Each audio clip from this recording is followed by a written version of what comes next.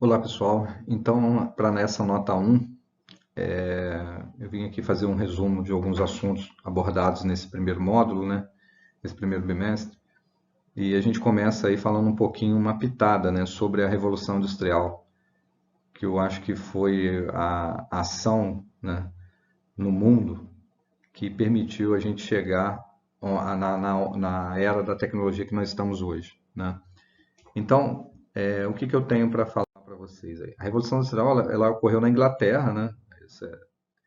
E que, na verdade, integra um conceito que são chamado de revoluções burguesas, né, do século XVIII, quando o objetivo principal dessa revolução era mecanizar os sistemas de produção, né? Então, essa foi começou na Inglaterra, também dentro de um conceito de revoluções burguesas, que não foi só a Revolução Industrial que aconteceu, né, que gerou, e tinha também como objetivo principal mecanizar os sistemas de produção.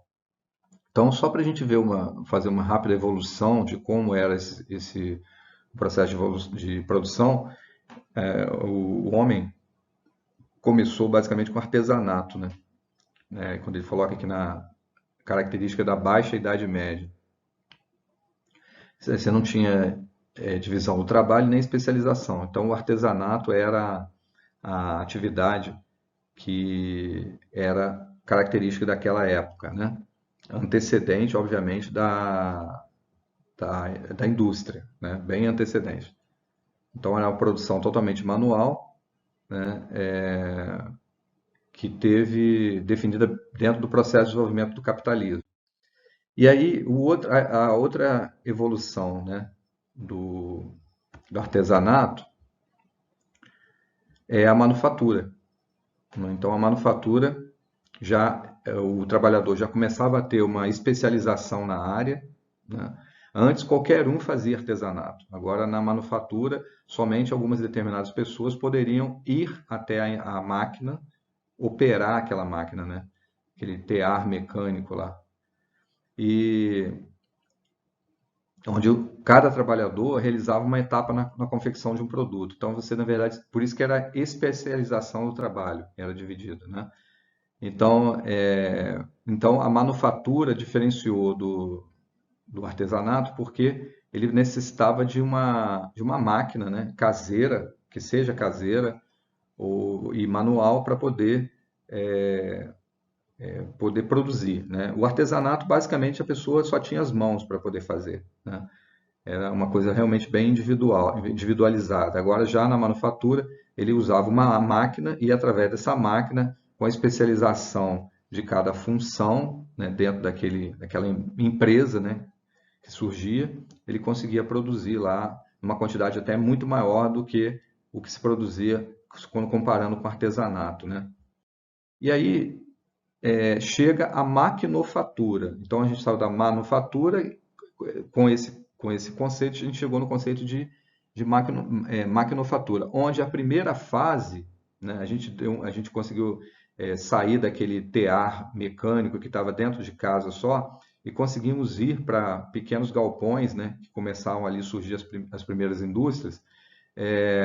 Nesse momento ainda muito limitado à Inglaterra, então surgiu a máquina a vapor, né, usada muitas vezes em minas de carvão no século XVIII, né?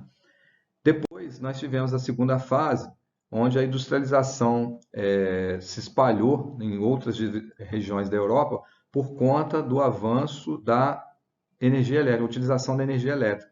Então, se antes a gente tinha empresas somente tocando a produção com a vapor, né, por conta das minas de carvão, a utilização da energia elétrica conseguiu-se assim expandir de uma forma muito grande a industrialização na Europa como um todo, né? Então, não limitou-se mais somente à Inglaterra.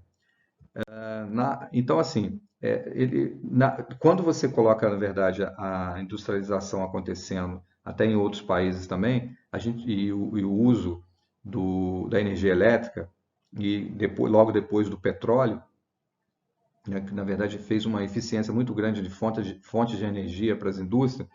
Então, as empresas diversificaram, né, intensificaram e diversificaram o desenvolvimento tecnológico, né?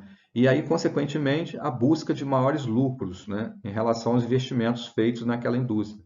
Então, você tinha máquinas agora que podiam ser operadas e funcionava a energia elétrica ou até mesmo com os primeiros combustíveis, né, fósseis. E quando a gente fala dessa época, a gente aparece aí dentro da administração dois conceitos de controle de produção, que é o Fordismo e o Taylorismo, né, de Taylor e de Ford, né? Então, o Fordismo ele teve a característica, né, um método que foi testado e implantado na indústria automobilística, primeiramente, né? Na verdade, da Ford, por isso que o nome ficou Fordismo, foi uma das primeiras indústrias automobilísticas a aplicar esse método, né, de controle de produção. As esteiras levavam o chassi do carro a percorrer toda a fábrica. Do lado delas ficavam os operários operando com suas mãos, né? Se a gente lembrar desse fato, aí a gente vai lembrar daquele filme do Charles Chaplin, né? Tempos Modernos, que basicamente mostra isso aí. A esteira correndo, a indústria toda, né? O galpão todo, e as pessoas em volta da esteira, né? Fazendo alguns trabalhos manuais ainda, apertando parafuso, soltando, puxando, né?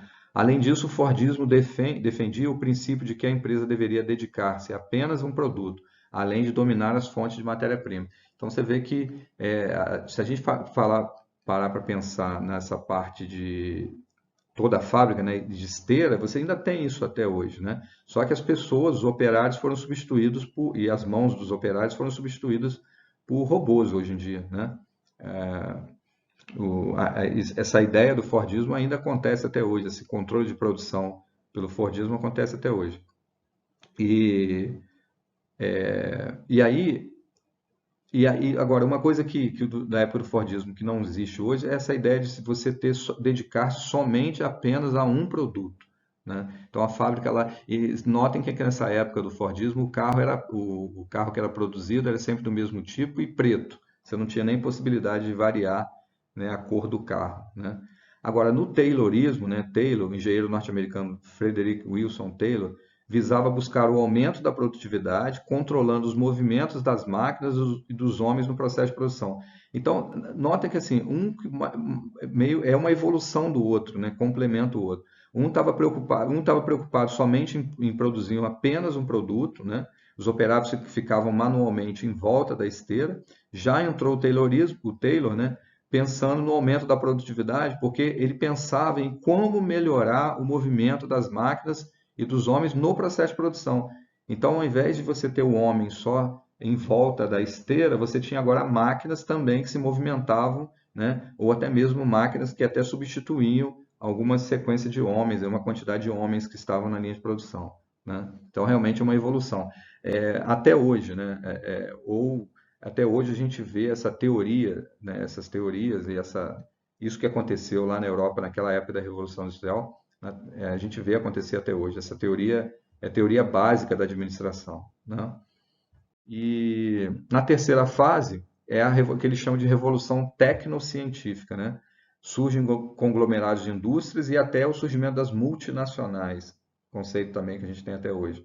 A produção se automatiza, né? Começa a produção em série e explode a sociedade do consumo de massa, com a expansão dos meios de comunicação, né? Indústria química e eletrônica, engenharia, genética, robótica avançam muito. Então, é a terceira fase que a gente tem ainda assim muitas empresas que estão nessa terceira fase. Ela vai de 60, a década de 60 até hoje, tá? Seria a indústria 3.0, né? A gente está na 4.0, mas essa aí seria uma fase anterior. Então, alguns desdobramentos, né, da Revolução Industrial para a sociedade, para a gente fazer um apanhado, ele diz que a Revolução alterou profundamente as condições de vida do trabalho braçal, né? Provocou inicialmente um intenso deslocamento da população rural para as cidades. Isso aí algo que assim, foi um grande desdobramento da Revolução Industrial. Pessoas que estavam no campo, pessoas que só tinham trabalho artesanal, por exemplo, ou manufatura dentro de casa, largou o campo e se concentrou nas cidades. E aí, gente, isso foi bom ou foi ruim? Num primeiro momento, houve um caos, né, generalizado. As cidades não conseguiam mais comportar tantas pessoas de uma hora para outra. No campo, eles produziam e comiam, né? Até trocavam produtos por comida, né? Lá no campo. Na cidade, isso não acontecia. Você tinha que ter dinheiro, você tinha que receber um salário.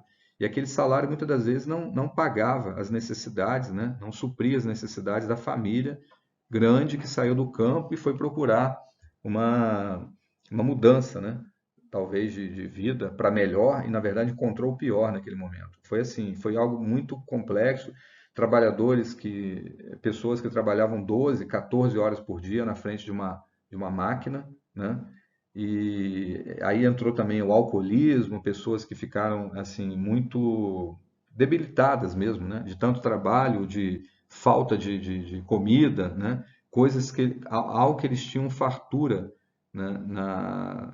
Eles tinham fartura no campo, eles passaram a ter necessidades nas cidades, né? Então isso aí realmente foi um desdobramento negativo da Revolução Industrial. A produção em larga escala e dividida em etapas distanciou cada vez mais o trabalhador do produto final, já que cada grupo de trabalhadores domina apenas uma etapa da produção. Nessa época, o que ele diz aí é que surgiu a especialização do trabalho, né? Enquanto na manufatura, no artesanato, lá, o produto era feito do início, desde a matéria-prima até a entrega, era feito quase que pela mesma pessoa. Na produção em larga escala, começou -se a dividir em etapas, né? Então, cada conjunto de trabalhadores fazia determinada, é, a- a- usava, né, determinada ação dentro da fabricação do produto. Não era o mesmo fazendo tudo. Aí o proletariado urbano surgiu como uma classe bem definida e submetida a péssimas condições de moradia, né? Foi o que eu falei, surgiram cortiços, salários pequenos, né? E uma extensa jornada de trabalho, diante da ausência das leis trabalhistas. Então, criou-se a indústria, mas não criou-se, na verdade, condições, né, para esses trabalhadores, nem leis trabalhistas é, existiam. Você tem uma noção, em 1780, a carga de trabalho era de 80 horas por semana, né? Depois foi diminuindo, 67, 53, a gente chegou hoje a 44, né? Atualmente nós temos 44 horas, mas olha só, observem que esse trabalhador chegou a trabalhar 80 horas por semana. É aí realmente a essência do capitalismo mesmo, né? E o agravamento dos problemas socioeconômicos com desemprego, né, depois que começaram a surgir desemprego, fome, né, foi acompanhado de outros problemas, como prostituição e alcoolismo, né?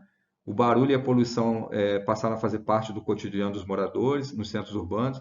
Então, aqui já imagina aquelas pessoas acostumadas com o campo, com aquele silêncio todo, e a partir de então começam as indústrias a, né, quase que infernizarem mesmo a sociedade, né, daquela época. O desenvolvimento das ferrovias veio absorver grande parte da mão de obra masculina adulta, né?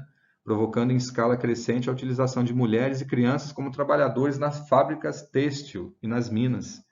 Olha o nível, né? Então, como a ferrovia que estava em desenvolvimento começou a absorver muita mão de obra masculina, mulheres e até mesmo crianças iam para as indústrias para trabalhar nas fábricas têxteis e em minas. Assim, crianças mesmo, né? Esse filme Tempos Modernos do Chaplin mostra um pouco isso aí, né? Então, realmente foi muito desgastante para a sociedade naquela época. E qual foi a reação dos trabalhadores por conta desse cenário, né, que começou a surgir? Aí o autor coloca aí que os trabalhadores reagiram de três formas, né? Através do ludismo, né? O nome vem de Ned Ludman, caracterizado pela destruição das máquinas. Foi lá um complô generalizado, né, dos trabalhadores para tentar destruir as máquinas, para que assim os donos, né, me fugiu o nome agora, os proletariados, né, começaram a destruir máquinas para ver se os burgueses, né, reagiam e fazia alguma coisa a favor deles, né? Ninguém estava aguentando mais. Teve também o cartismo, organizado pela Associação dos Operários, que exigiam melhores condições de trabalho e o fim do voto censitário, né? Então, porque o voto censitário foi uma coisa também muito triste, né, que aconteceu na época. Era, na verdade, só determinadas pessoas que tinham uma situação financeira satisfatória poderiam votar, né?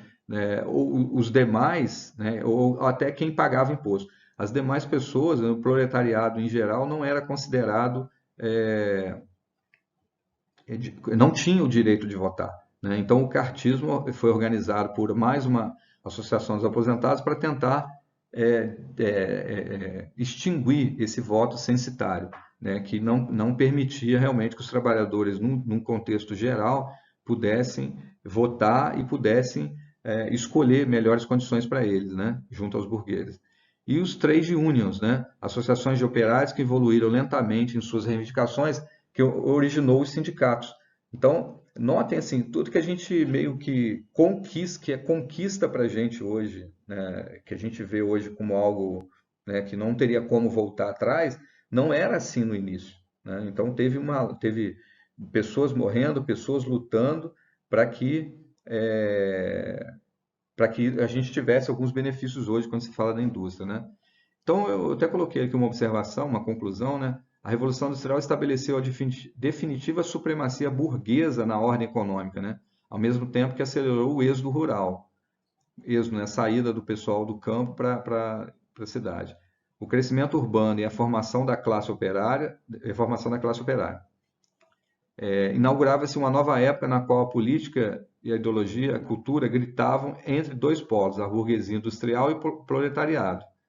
Estavam fixadas as bases do progresso tecnológico e científico, né? Visando a invenção de novos produtos e técnicas para maior e o melhor desempenho industrial. Gente, então essa evolução tecnológica é desde aquela época. Se produzir em massa, se produzir cada vez mais evitar do homem estar na linha de produção. Então,